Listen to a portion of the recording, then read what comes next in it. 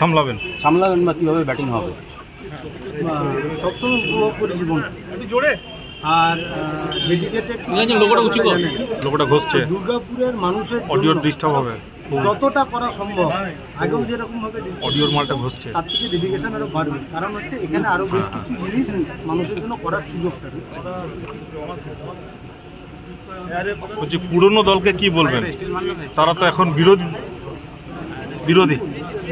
বলা কোনো ওয়েটেজ না। যে অভিযোগটা বারবার করছে আপনি দলবিরোধী কাজ করেছেন, যে অভিযোগে আপনাকে দল থেকে বহিষ্কার করা হলো আজকে, যে দলবিরোধী আপনি কাজ করেছেন, যেটা গৌরাঙ্গ চ্যাটার্জি বলেছেন। ও প্রেস কনফারেন্সে যা বলেছে সেটা হচ্ছে যে রণনীতি এবং রণকৌশলের সাথে পঙ্কজের মিল হচ্ছিল না আমাদের পার্টির সাথে।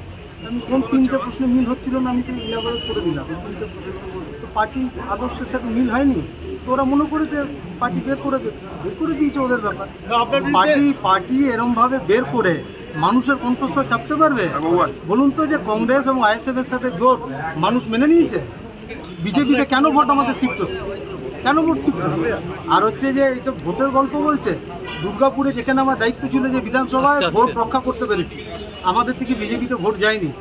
আর সব সুপারস্টার টুইঙ্কেল লিটল স্টার বিধানসভায় 3% ভোট পেয়েছে, তার এলাকায় 4% ভোট পেয়েছে। আমার কাছে ভিডিও থাকে, তার নামে মানহানি মামলা করবে। পার্টি অফিসে বসে ওরা পার্টি চালায়, জনগণের সাথে যোগাযোগ আছে। সাংবাদিক সম্মেলনে স্পষ্ট করে বলা, আমি ভিডিও পেলে যে বলেছে তার নামে মানহানি মামলা। লিখিত বিবৃতিতে লেখা আছে তৃণমূল কংগ্রেসের সঙ্গে আপনার যোগাযোগ ছিল।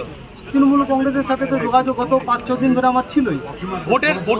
ভোটের সময় আমি যদি লিখিত বিবৃতি থাকে আমি উকিলের নোটিশ পাঠাবো। পার্টি বলছে যে আপনি উকিলের নোটিশ পাঠাবো না। বলছে মুখ্যমন্ত্রী যখন দুর্গাপুরে ছিলেন তখনই নাকি আপনি মুখ্যমন্ত্রীর সঙ্গে দেখা করেছিলেন, এবং আপনি সবকিছু জানার পরেও শুধু এখানে নয়, আপনি সুজন চক্রবর্তীর হয়েও ভোট করতে গিয়েছিলেন, এমন অভিযোগ তোলা হচ্ছে আপনার বিরুদ্ধে। তো তাতে কি হয়েছে? এবং হচ্ছে যে মুখ্যমন্ত্রীর সাথে দেখা করেছিলাম, ওনারা কি প্রমাণ দিতে পারবেন? এসব আজগুবি সব কথা বলছে। আমি আজকে বলছি, তাহলে আমাদের পার্টির জেলা সম্পাদক তিনি দিলীপ ঘোষের সাথে কেন বসেছিলেন? জিজ্ঞাসা করুন।